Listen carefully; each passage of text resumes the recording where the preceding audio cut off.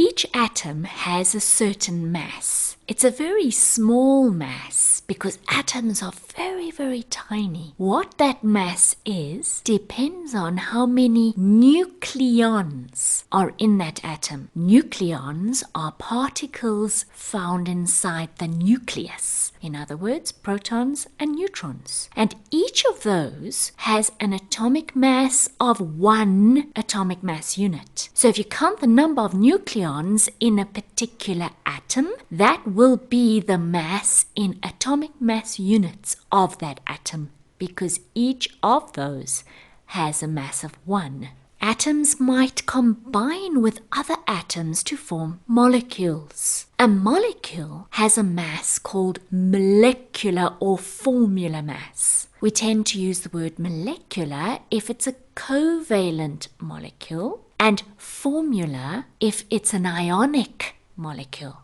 Molecular or formula mass is measured in atomic mass units per molecule, and you find it by adding the atomic masses according to the formula. The atomic masses can be found on the periodic table. The atomic mass for carbon is 12 Amu per atom. That means that 1 carbon atom has a mass of 12 Amu, because there are 12 nucleons inside a carbon atom. Oxygen's atomic mass is 16 Amu per atom, meaning that there are 16 nucleons. 8 of them are protons and 8 of them are neutrons in the typical oxygen atom you get. Now, to find the molecular mass of carbon dioxide, we add the atomic masses according to the formula.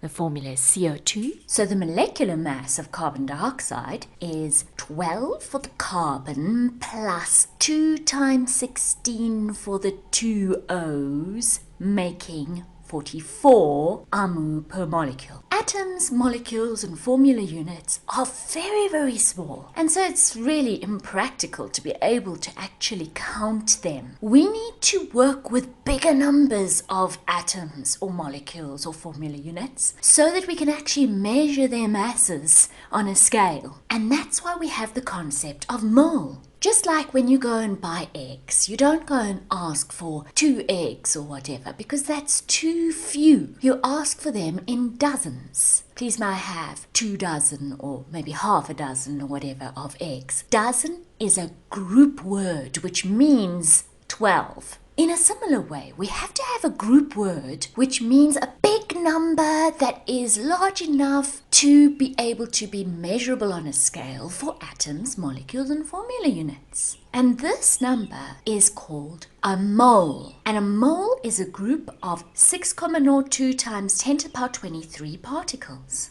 Now, what are particles? Particles are whatever you want to call a particle. An atom could be called a particle, a molecule could be called a particle, an ion, a formula unit, a tennis ball. Anything can be called a particle. But when you say you have a mole of those particular particles, you are meaning that you have 6,02 times 10 to the power 23 of those particular particles. So if you have a mole of carbon atoms, you have 6,02 times 10 to the power 23 carbon atoms. If you have a mole of oxygen molecules, you have 6,02 times 10 to the power 23 oxygen molecules. That means O2, not O. In other words, you have double that many O atoms. Now, a mole of atoms or a mole of molecules has a mass that is measurable on a scale, and this mass is called the molar mass of that particular substance. Molar mass is measured in grams per mole. Now, why did they choose this particular number, 6,02 times 10 to the power 23, to be the group called mole? We could also ask something similar. Why did they choose 12 to be dozen? Well, I don't know why they chose 12 to be called dozen, but I do know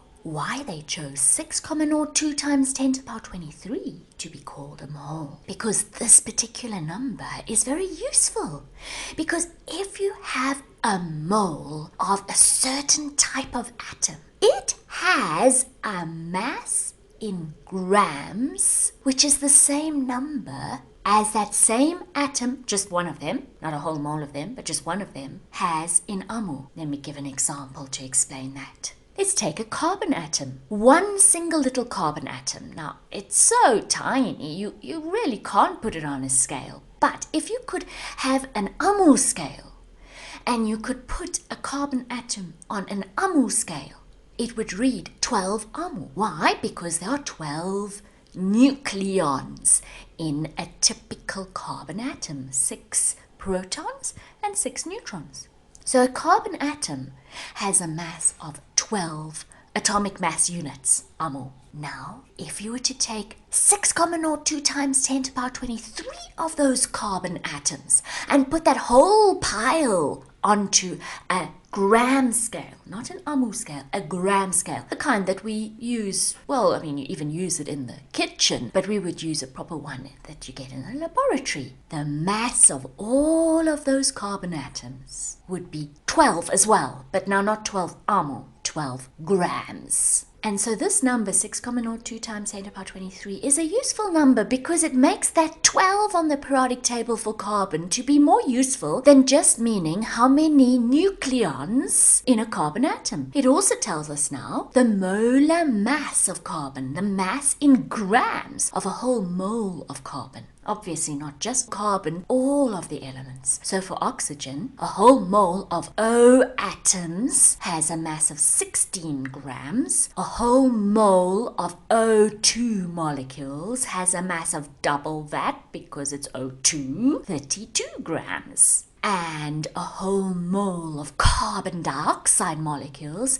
has a mass of 12 grams for the carbon, 2 times 16 for the oxygen, 44 grams for a whole mole of carbon dioxide molecules.